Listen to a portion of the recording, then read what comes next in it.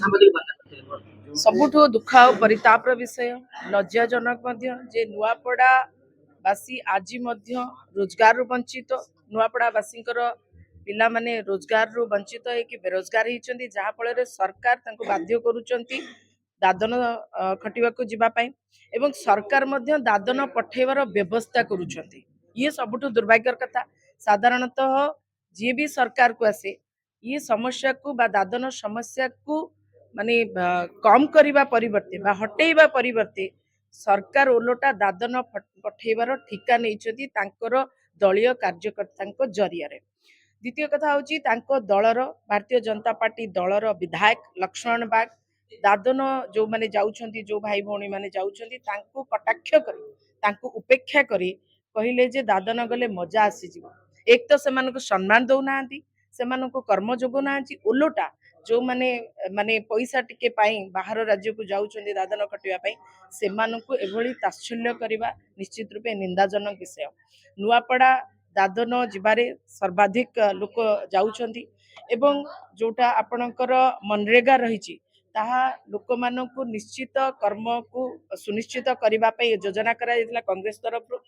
दुर्भाग्यर कथा जे ये जो सरकार अच्छी ये सरकार जानी शुणी मनरेगार बजेट को कम कर 23-24 रे जहाँ 1750 कोटी टंका थिला ता वर्तमान कमी 1200 कोटी टंका पहुंची जहाँ फल जो माने अच्छी दादन जाउछंती बा श्रमिक अच्छी से कर्म न मिलवा कारण बजेट कमी जावा कारण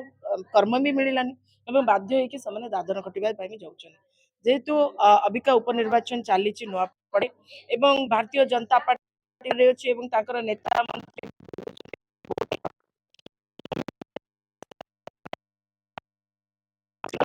कार्यक्षम करने साधारणतः ओबीसी एससी एसटी संख्या सर्वाधिक रही यही ग्रुप रु लोक माने ही दादन खटिया जाउछंती पाखापाखि 50,000 लोक दादन खटिया बाहर राज्य को जाइछंती निजुक्ति दबा कौन नीति प्रस्तुत करिसेंती कौन व्यवस्था अपने दी स्पष्टीकरण रखु खाली वोट मागिले हम ना सरकार रो दायित्व होची जे निजुक्ति दबा रोजगार दबा होची सरकार मौलिक दायित्व से मौलिक दायित्व को सठिक भाव तुलेबा मैं अनुरोध करुच्ची। द्वितीय कथा कहली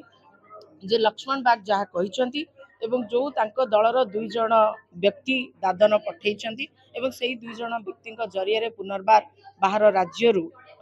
दादन जाइथिबा बाहर राज्य लोक को आनिकरी भोट दबापाई जो प्रवर्त होउछंती ता उपरे भारतीय जनता पार्टी सरकार निश्चित रूपे आंसर दबो बोली मो आशा और विश्वास। आपण माने बहुत इंटेलिजेंट आपण मानक सोर्स भी किसी कम नुह आपण माने खोजिकी बाहर करंतु जड़े मंत्री भणजा से सामिल होती आउ जड़े भारतीय जनता पार्टी सक्रिय कार्यकर्ता गाँव रक्षक बाहिनी से सक्रिय भाव में काम करुँच जे कि बस रे भरी भरी एठू लोक मानू नहीं से मिडिल मैन सजीचंती ताकि मझी पैसाटा से खाए एमान जो मैंने रियली दादन खटुचंती से पाखरे जो पैसा पहुंचे पर्याप्त नुहे कहीं भारतीय जनता पार्टी यही 2 जण व्यक्ति पूरा लूट करुचंती अर्थात श्रमिकों को लूट करके भारतीय जनता पार्टी परिपुष्ट होउची कहीं एक परजीवी सरकार पर उपरे निर्भर करी चलुवा ये सरकार तेणुकरी एते तल स्तर को जाइए साधारण श्रमिकों